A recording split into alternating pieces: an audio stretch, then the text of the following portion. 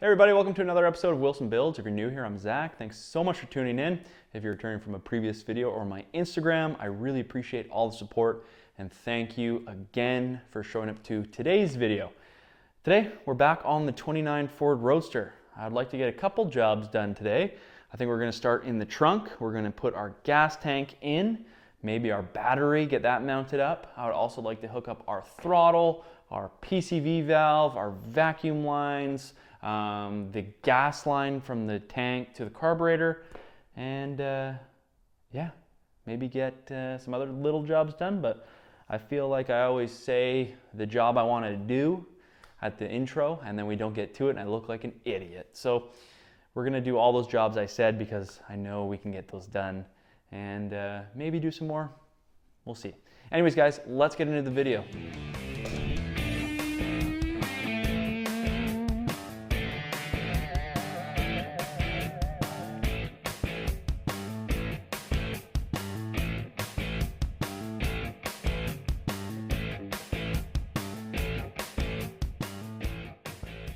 All right, so I have the tank back here already, and this is a RCI, I believe it's a 15 gallon, a little different from the tanks I'm used to. The tanks I'm used to have the fuel pickup and return on the bottom, so it's gravity, where this is on the top because we didn't really have any other option.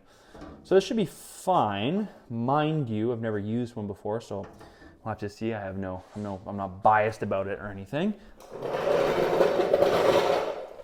But I've been trying to think how we're gonna do this, because we have the external fill cap on the top of the rear cowl there, or the top of the rear panel behind the seat. And I've done this before in my Chev OBS truck, where I just undid the cap and used the threads sort of as a bead. I did 2 clamps and it's still holding up. The guy is still driving it, and it's never been an issue. So pretty sure it works. Keyword pretty sure. But we'll just have to keep an eye on our first couple fills. I'm gonna do the sound deadening in the back here as well. So there's gonna be a little bit of buffer between the tank and the floor. I did have mounts welded on the side as well, so it is off about an 1/8, so not a big deal. It'll just allow it to be a little bit more, I guess, supported. It won't be right metal to metal, and they'll have carpet and so on and so forth. So I think what we're gonna have to do is check the outer diameter of this guy and check the outer diameter of our cap and go from there. So what I'm gonna do, just get this as best as I can underneath the filler, and we'll have to obviously check underneath the cap. As you can see, I don't know if you can see that actually, but maybe I can. There we go. So works pretty good for what we're doing, and I believe they're actually the same outer diameter, but we'll have to get our calipers and check that. All right guys, I made a pretty good list of what we need to complete today's job. So rollover vent, hose, fittings, adapters, bolts, etc. So we're gonna go down to Gas Classics because they'll have a majority of what we need, and then whatever else kind of specialty items we'll have to go get elsewhere. But first we're gonna go visit Gas Classics, and if you haven't seen Gas Classics or heard of them, if you're not in Victoria, check them out on Instagram. Really, really good shop, specializing in classic restoration, and they hook me up. So again, I've said this before, they're not there to collect a paycheck. They are there because they actually like hot rods, and that is really rare to find these days at most parts stores. So we're gonna head down there and then probably make a couple other trips and visits to complete our list. But yeah, let's go get it.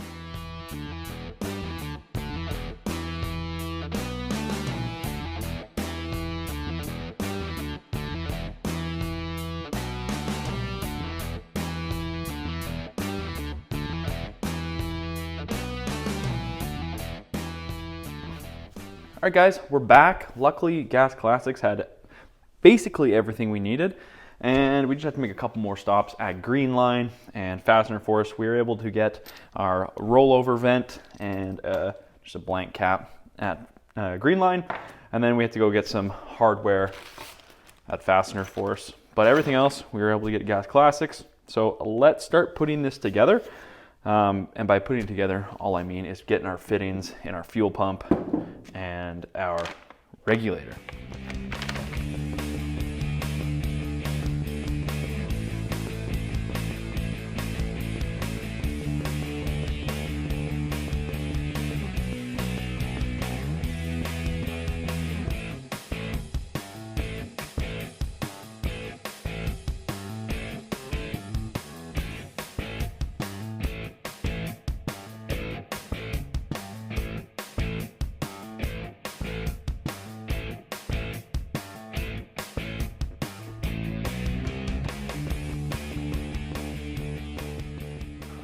All right, so we have all our fittings on, carb, fuel pump, regulator, everything like that. We're still waiting for our adapter from 8 to 6. That will be here tomorrow. So we can do everything else up to that. I like putting all the fittings on because then you can really put, the fuel pump or the fuel regulator where you think you'd want it, and that you have the end sticking out so you can see where the line's gonna go and you can see if it's actually gonna work. There have been times where I've mounted something and then put on the line fittings and it had to be moved. It is what it is, but that's just something I've learned from my mistakes, I guess. So we have our rollover vent to go on next. These are one of those brass ones here. I don't know if you guys can see that. And essentially, it allows airs and vapors to escape, but doesn't allow liquids to escape. So it actually has a nice flow of air coming out of it, and they work really good. I've always used them. I don't know if this is the proper one to use with such setups, but I've always used them. They've never ever had an issue. So I'm just gonna put some sealant on this, which is probably, again, overkill, but better safe, wrong way. Better safe than sorry, I like to say.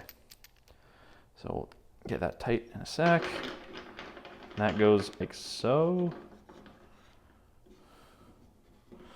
Tighten this down.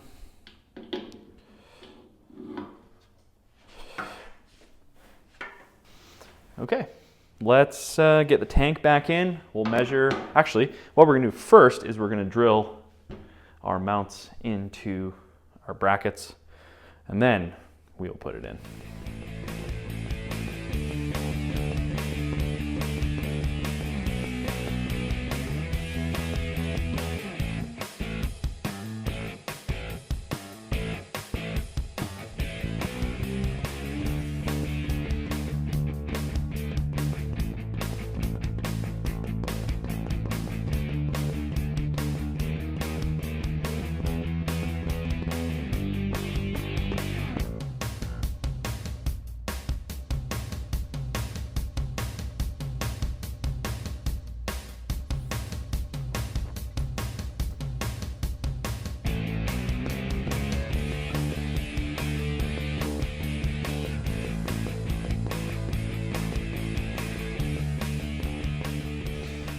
All right, voila, it's back in.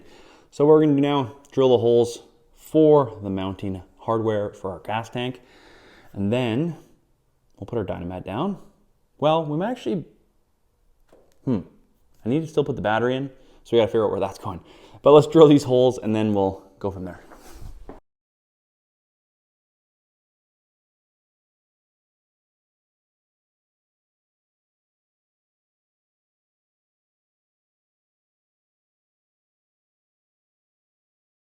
All right, let's see if we can drop these bolts in the holes.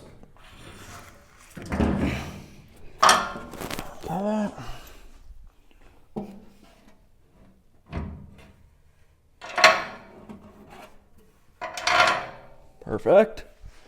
So that's in place where it's gonna go. Now, our next step, get my sweater out of the way.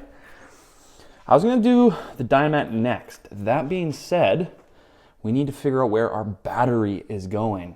So there's gonna be a gas line coming this way and likely through this floor here. We're gonna build a little panel, put a grommet on there, drop it through the floor. So I'd like that same setup with our battery. That being said, I'm not sure where we're gonna put the battery yet. Okay, battery in. Where do we want it? I don't want it over there because that's where our kind of gas line stuff's gonna be. So maybe we just put it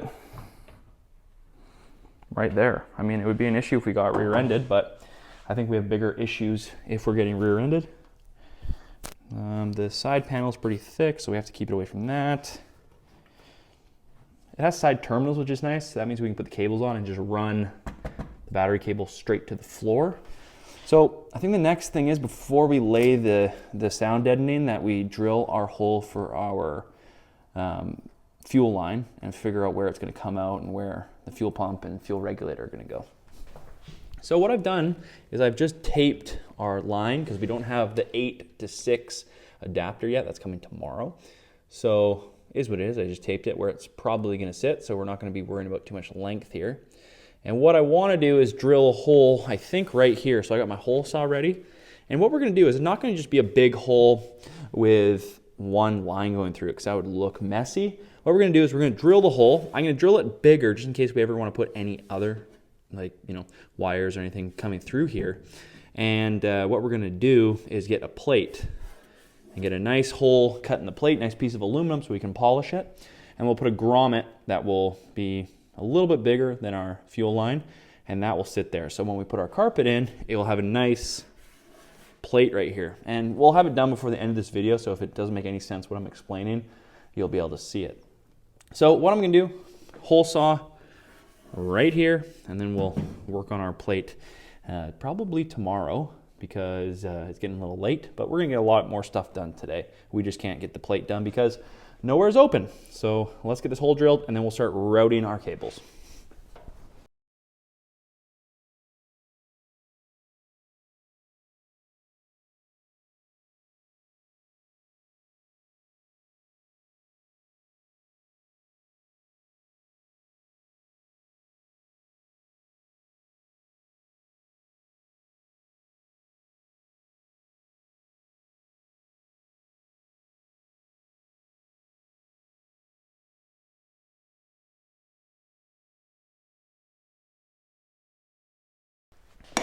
All right, guys, we just got back from LG Speed and Custom, and Lee was nice enough to cut me out a piece of aluminum on the plasma table, and this is what's gonna house our fuel line. So it's gonna sit on the floor on our hole that we drilled, and we're gonna put our grommet there in the hole, and it's gonna go in. We're gonna, I guess, bolt it to the floor. I don't know how yet, but yeah, really nice piece. I really like this kind of sanded aluminum, raw sort of aluminum. I don't know if you guys can see that finish. I don't know, sometimes it just sticks out to me more than polished. And yeah, I just like the look of it, especially when we have nice edges and a grommet in the middle. It kind of looks, to me, it just looks better. But anyways, let's figure out how we're gonna run this, and then we'll worry about our fuel pump. And I changed directions with our fuel regulator, and I'll show you that shortly.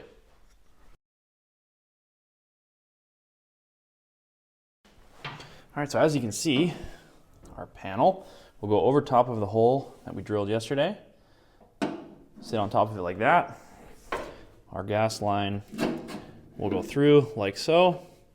And essentially all this is doing is allowing us to put this panel on top of our carpet once it's back here. So we're gonna have to drill 2 mounting holes wherever, maybe either in the corners or beside, I'm not too sure yet, wherever they work. But now we have to figure out our length to our fuel pump. And to do that, we have to find a place for our fuel pump. All right, to save myself filming down here and setting up my camera, as you can see, it's a bit of a struggle. We got our fuel pump on the frame rail. So our fuel line will now go up through the floor of the hole there and then around. So the only problem with this grommet is, because I want it so close to our line, we're not going to be able to get a fitting through it. So we're going to have to thread the line through the grommet ahead of time. See which side's better here. oh, they're about the same, ahead of time before we actually put our fitting on. So I'm gonna go drill holes in this so we can mount it, and then we'll put this through and get our line on the bottom. Just got our bolts in. Obviously, they're not fully in, and once the sound deadening is on, it's gonna be a lot better. So what I'm gonna do is gonna fish this guy through to the fuel pump below.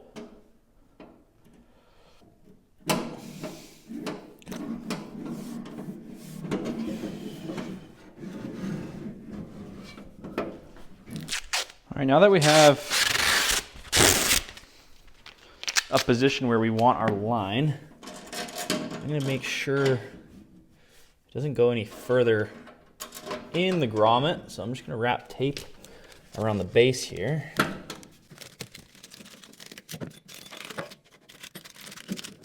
And the messier the better, of course.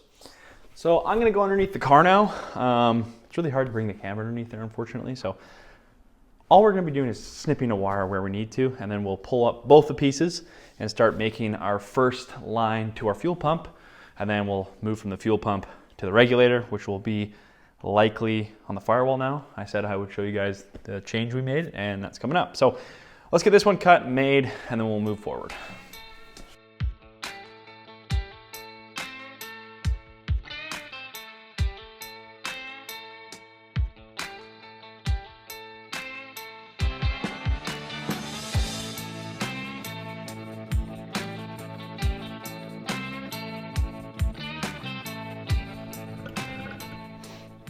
All right, now we have both our 90s on, one from the tank, one to the pump. We have our grommet plate, I guess we can call it.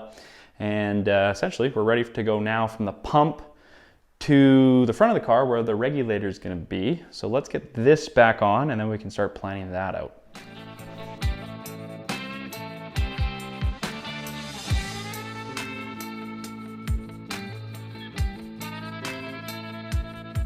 Okay, we're getting a mess back here, and I hate a mess. So I'm gonna just quickly clean up my tools, and then we're gonna put the sound deadening in the back here and just call it done. We'll put our bolts in the tank kind of permanently, put our bolts in our grommet plate, I guess, permanently, and then we'll go from there. But I'd like to get it done, and then we kind of have peace of mind moving forward.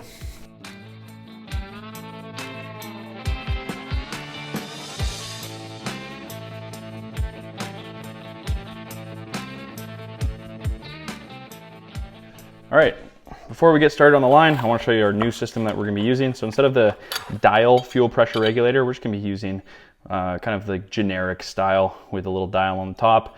And then you put one of these guys kind of in the line, like so.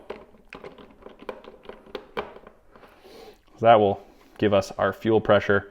It'll be right on the firewall so we can see everything, and it'll just be a lot easier to set up, because the reason we went this route is because our dial piece, because the body and everything's so kind of close together, there wasn't a really good place to put it anywhere that we could access it regularly and see it. So I like having this so you can see how much fuel pressure you have, because you know, with carburetors it gets kind of picky sometimes.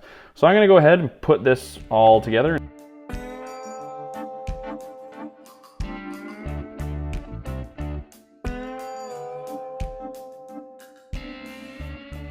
All right, so we're able to get the entire line underneath the frame and tidily kind of fastened. I used a couple of these clamps and just took the nut off and drilled and tapped our subframe, so they bolted onto the subframe and held the fuel line very well. I'm very impressed with how it actually turned out. So that's solved. We no longer have to run this guy through the cab like we originally planned. Now we have to worry about our fuel pressure gauge. So originally I was going to run a right angle bend, 90-degree bend this way underneath the firewall, but because of our floorboards being right about here, the mounting hardware actually wouldn't work. So I have to move it a little bit higher, but that's okay because we can actually get it pretty flat like this and up to a straight mount while also mounting in a decent location. And that also means we'll have an easy access to our last little bit of line here. Mind you, it might be a little weird with our fuel or with our pressure gauge, but we can always orientate it a little bit the other way. But I'm pretty happy with that there. And it looks okay. I like the Sandcast. Matt from Gas Classics was actually the one to show me this one, and it does match kind of everything on the motor, so I'm not disappointed. And it actually hides the mount being in here as well. And realistically, if we had to check the oil pressure or the fuel pressure, we could just do this and look over. Not a big deal. So that being said, I'm gonna try and mount it in an area here.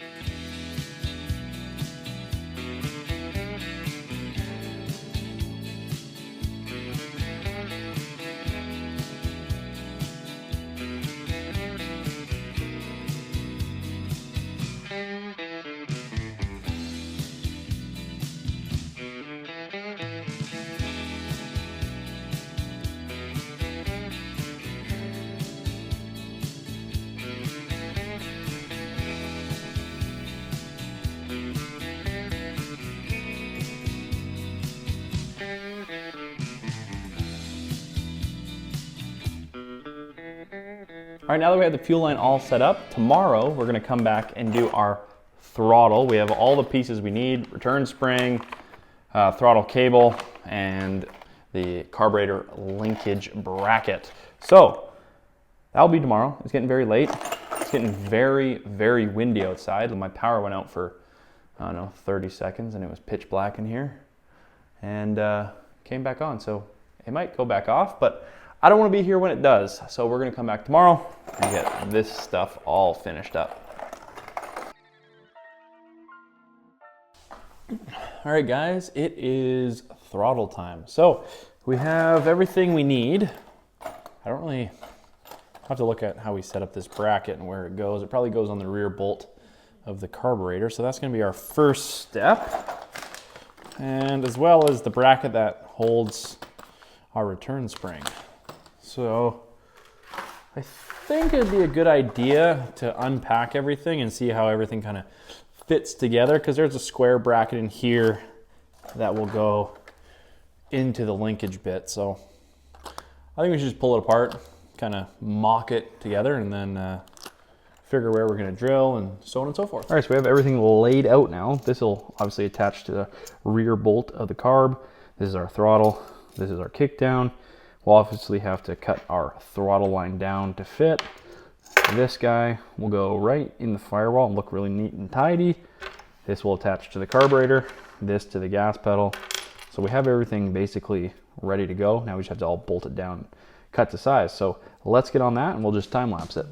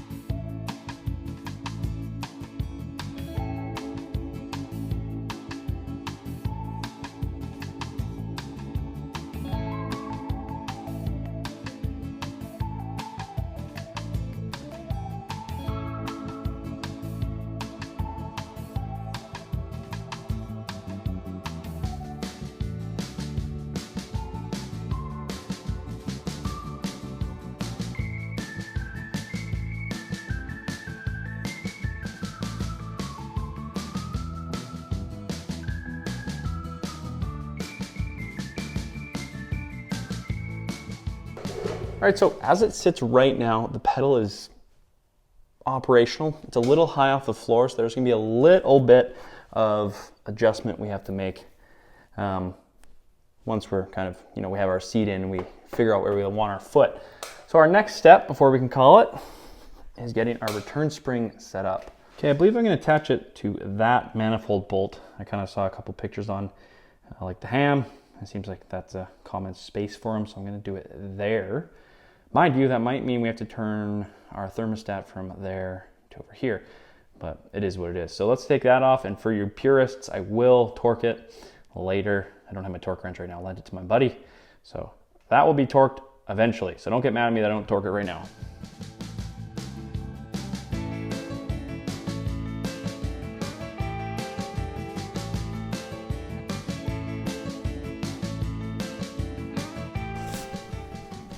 Put a block in here to mimic the seat, kind of.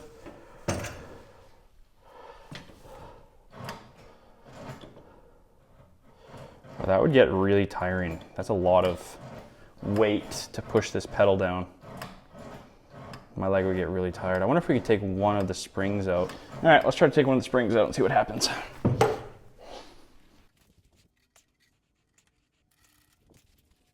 All right, I took the bigger spring off.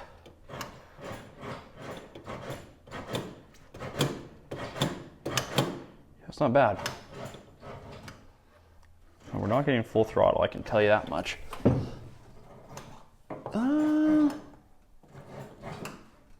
No, not.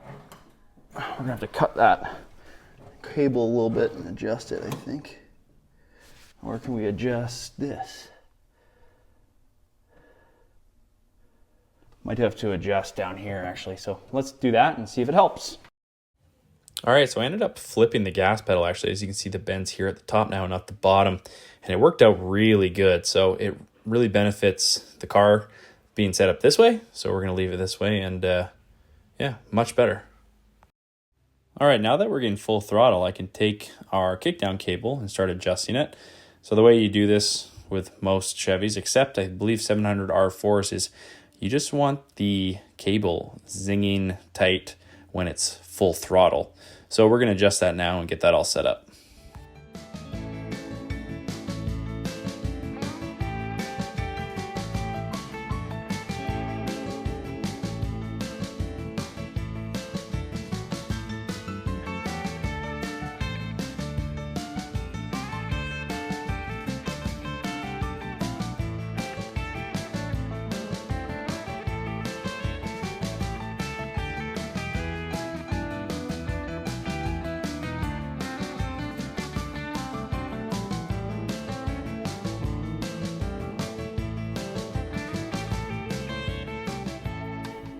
All right, guys, I'm gonna call the video there. Thanks again for all the support. I really appreciate it. If you are new here and you did like today's video, we have several other videos of the Roadster and our other projects on the channel, so go check them out and that'd be greatly appreciated. Holy smokes, we have fully plumbed gas lines, a working throttle, and that is awesome. From the fuel cell to the fuel pump to the fuel regulator, all the way up to the carb, and then a kickdown and a throttle and a return spring. So realistically, we have a working carburetor because we have the throttle and the fuel coming to it now. So that's really exciting. I'm super stoked on where we got to today. We're doing a lot of big steps on this car, and it seems like we only have a few left, but realistically, it's probably a little more than a few. But yeah, I mean, radiator fan, steering, interior, wiring. We're pretty close to starting this thing up, so I'm beyond stoked. Hopefully you guys are too. If you saw something you liked in today's video, something you disliked in today's video, something I can improve on, if you want to see something specifically done to the Roadster, please drop a comment below. I really like seeing feedback from you guys, so if you could drop a comment that, you know, whatever, how's your day going? That'd be really appreciated. And while you're down there, don't be afraid to hit that like, subscribe, and notifications button so you know when we're uploading. And I've had a couple of questions before. If you ever want to reach me, you can do that on Instagram at Wilson Builds, with Wilson with 2 L's. Anyways, guys, thanks again for tuning into today's video, and stoked. I'm really stoked. But we'll see you guys next time.